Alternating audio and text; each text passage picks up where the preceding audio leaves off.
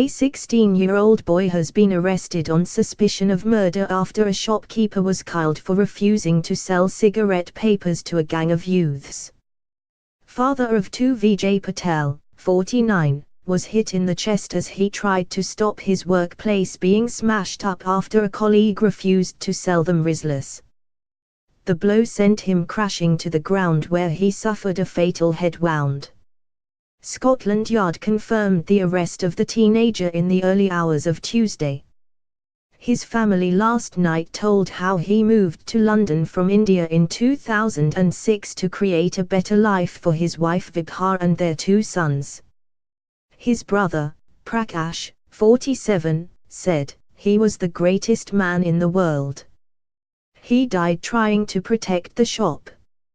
He worked all hours to fund his son's education costs, and worked very hard to support the family." Residents of Well-Heeled Mill Hill, in northwest London, spoke of their shock that such an attack could take place in a largely tight-knit, quiet middle-class community. Rizla papers, used for hand-rolling cigarettes, are also used to roll joints of cannabis. Like cigarettes, they cannot be sold to anyone aged under 18. Mr. Patel was hit outside the grocers and mobile phone store where he worked on Saturday at around 11:45 p.m. Images shared by his family in the hope they will help catch his killers show him on life support at St Mary's Hospital, Paddington. He was pronounced dead the next day just before 6 p.m. His family have given permission for his organs to be donated to help save or improve the lives of others.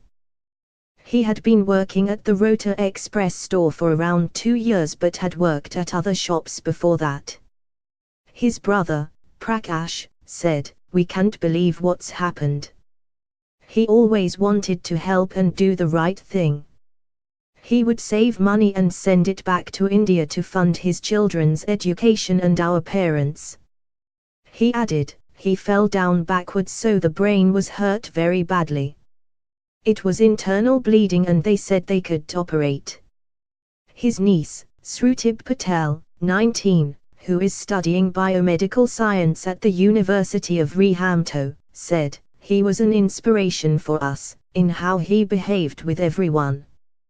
Mr. Patel, who lived in Kingsbury, northwest London, has two children, 17-year-old son Dhruv in India and another older son, Neil, studying a computer engineering master's degree in Australia. At the time, his wife was visiting relatives near the family home in Vadodara, Gujarat, West India. Passers-by rushed to Mr. Patel's aid after the attack, helping to put him in the recovery position before he was taken to hospital. The shop worker, who did not want to be named, but who was also injured, said, "There were 3 of these guys but none of them had an ID.